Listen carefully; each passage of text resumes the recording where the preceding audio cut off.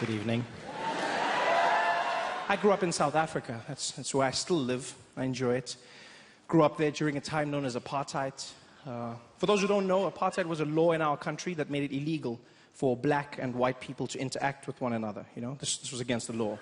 And so this world was awkward for me growing up because I grew up in a mixed family. Well, with me being the mixed one in the family.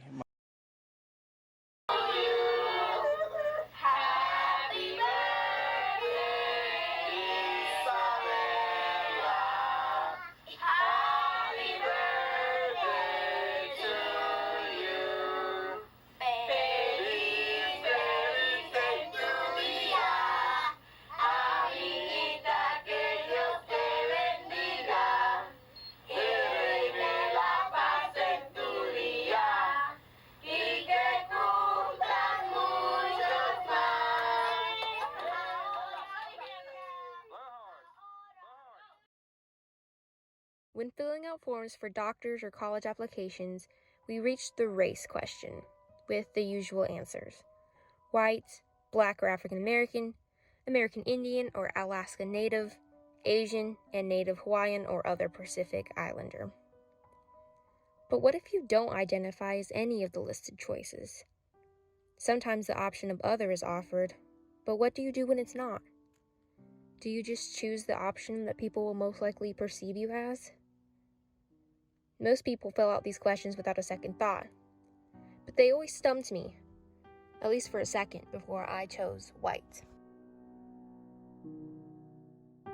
My birth certificate reads year 1999, gender, female, race, white. I think it's funny that my younger brother's birth certificate lists his race as Hispanic, since we have the same parents. My father is white. I think his ancestors come from somewhere in Scotland, but I'm not sure. Neither is he. My mother was born in Ponce, Puerto Rico.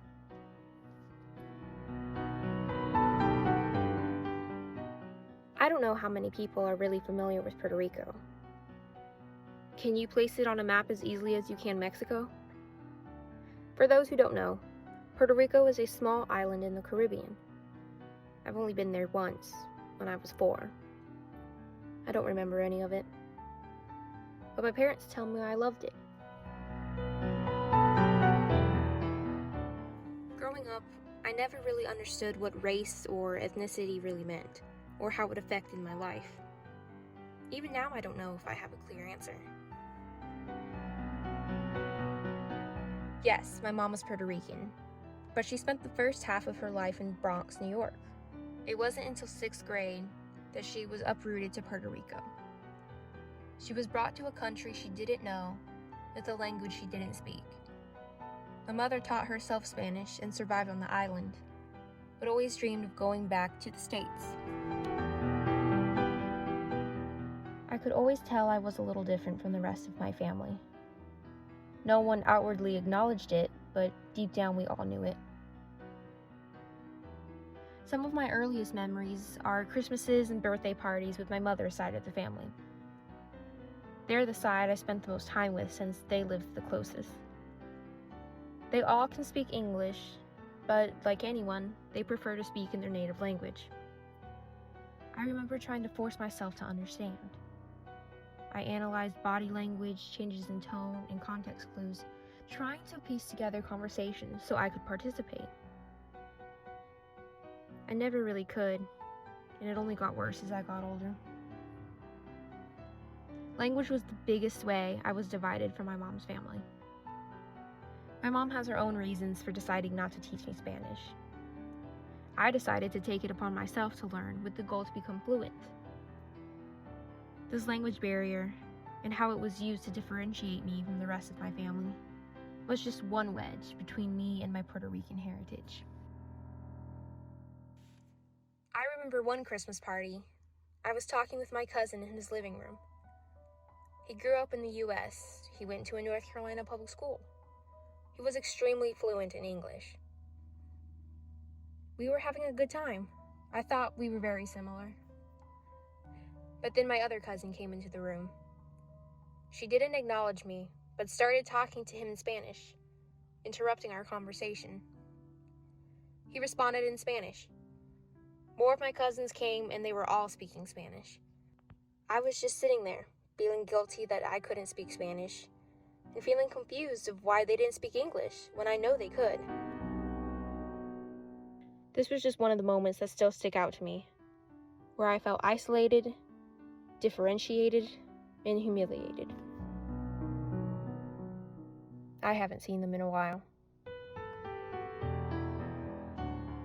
As a military kid, my father traveled around the country, but his family always had roots in North Carolina. I don't really know much about my dad's side of the family. I wasn't really around them much.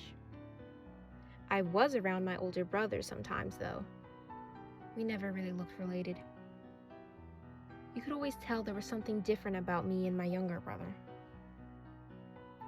I could never relate to my dad's family either. Again, I don't think anyone purposefully tried to exclude me. But even as a kid, I could never assimilate as well as I pretended I did, as much as I ignored how much I didn't. I was too white for my mom's family and too different for my dad's family. I couldn't seem to relate or assimilate to any side. I grew up with a white father and a Puerto Rican mother in an English-speaking household in the southern United States. Without me even realizing it, my understanding of race and consequently my racial identity was being influenced by my surroundings. Not to mention my light skin, which meant, as I learned in high school, that people assumed I was white, just because I look white, whatever that is. I remember when I invited my two best friends at the time, who were both white, on a trip to Florida with my family. My aunt had just moved there a couple months before. She took all of us to a Puerto Rican restaurant. Everyone was speaking Spanish and eating traditional food. I still couldn't understand Spanish, but at least I had my friends, my brother, and my dad who couldn't understand it either. I was enjoying the delicious food, though. And my friends refused to eat the food. They didn't really want to talk to me either. They kind of just sat there, uncomfortable around my family and the food. Almost like I used to at the Christmas parties. But when I would see them throw shady glances at the Puerto Rican waiter, I couldn't help but feel offended and a little mad. Why?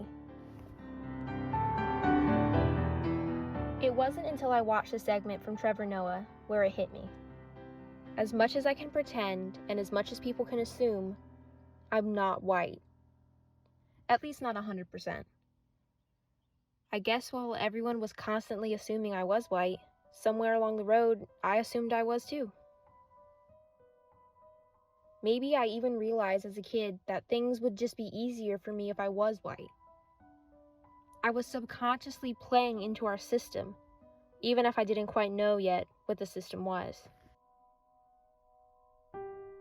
I googled white passing, and a magazine article written by Chelsea Candelario in 2020 for Pure Wow popped up. In it she states, quote, "White passing is when someone perceives a BIPOC person, Black, Indigenous, and people of color, as a white person for whatever reason," end quote. She continues to say that, quote, "Some BIPOC people, labeled white passing, are viewed as having more privilege than other individuals in their community," end quote. I realized that people think I'm white. I've had friends that were shocked, and I mean shocked, when they found out I was half Puerto Rican. It was almost insulting how shocked they were, like they couldn't believe it.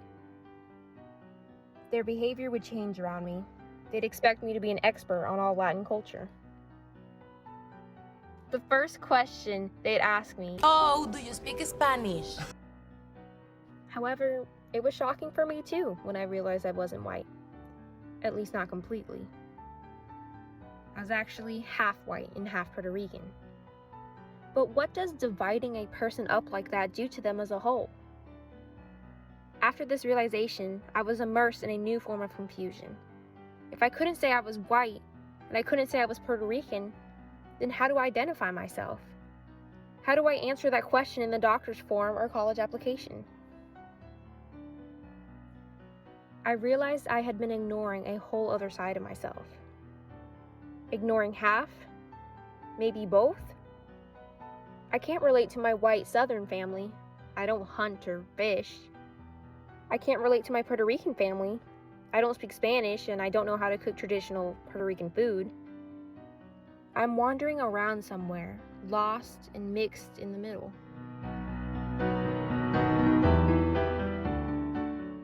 I came to this realization sometime in high school. It seems that ever since then, I've just been trying to make it up to the Puerto Rican side of myself that I neglected all these years. Either way, I began to embrace my other half. I began to fervently study Spanish in hopes to write movies and speak to my grandmother fluently. I also study Spanish because I want to travel back to Puerto Rico one day. I guess I hope I can seamlessly be absorbed and accepted into the country if I learn the language. I also started watching telenovelas with my mom, and I found a love for Latin music. Although it's exciting to continuously discover the richness of my Puerto Rican heritage, I feel like I'm constantly preparing for a test of the legitimacy of my Hispanic roots. I feel like one day I will be called out on my Hispanic heritage and will be forced to defend my right to listen to Karol G. Who do I need to ask if I can listen to Maluma's album? When will I stop hearing the confusion from my white friends when they ask, "Why are you listening to this?" Why do I feel guilty for blasting CNCO's new single while driving through the city? Why do I feel guilty for hanging a Puerto Rican flag in my apartment or from my car mirror? Why am I offended when my white friends pour salt on a plate of traditional Puerto Rican food before they even try it? Why do I feel guilty that I still am not fluent in Spanish? I feel like I have to work twice as hard to make up for being only half. I feel confused because no matter what I do, I'll never be whole. I'll just always be mixed. I researched lists of mixed-race celebrities. Some of you might recognize Avan Jogia. I loved him on Victorious. I had no idea he was mixed. I also had no idea that he wrote a book about it called Mixed Feelings. In an interview with 34th Street, Jogia, who is a mix of Indian, English, and Irish heritage, says, quote, "I realize the collective mixed experience is so similar. It doesn't matter what the racial background of those mixednesses are. We are unified in the similarities of the experience," end quote. The article points out later on how, quote, Jogia hopes that Mixed Feelings will fill a void that he noticed growing up, the representation of mixed cultures in mass media, end quote. I came across this information during the preparation for this film, but I could never have known how much I needed to hear Avan's words on this. But what I realize is actually, I think that the less defined you can be, the less you are limited, because you're limiting your own humanity, right? And this goes on to like sexuality, gender, race, politics. As soon as you label yourself, you are losing the capability to be more than that label. And that bothered me. I never understood why people spent money on Ancestry.com. I never understood how people find strength, power, or confidence in their heritage. Maybe it was because I could never find confidence in my heritage, since I was always half, never whole. I could never claim to be Puerto Rican. I could never claim to be white. It gets exhausting trying to explain my mixedness to people who don't understand, especially when they're just gonna assume an answer about me anyway. I know that the intersectionality of my races and heritages will continue to inform and influence my identity, actions, and experiences, and they'll change and flow along with me. Maybe I shouldn't focus on the division within myself, but focus on how both sides combine to create my unique experience as a unique person. A better representation of mixed people within the media might have helped me come to all these realizations sooner. But maybe I can help add to the growing discourse, conversation, and contribution of the unique experience of all mixed people. Maybe that is my true heritage. I think the problem might be that we think we need these labels of race or heritage, that the labels mean something or tell us who we are. But the fact that there are some people, like me, who can't be distinguished by these labels proves that we don't need them, and they aren't necessary or natural. I think the biggest struggle for mixed people, or at least for myself and my mixedness, is not being labeled only a half of something, but instead focusing on how both races, both cultures, and both heritages form the individual. A person. A whole person. Inherently.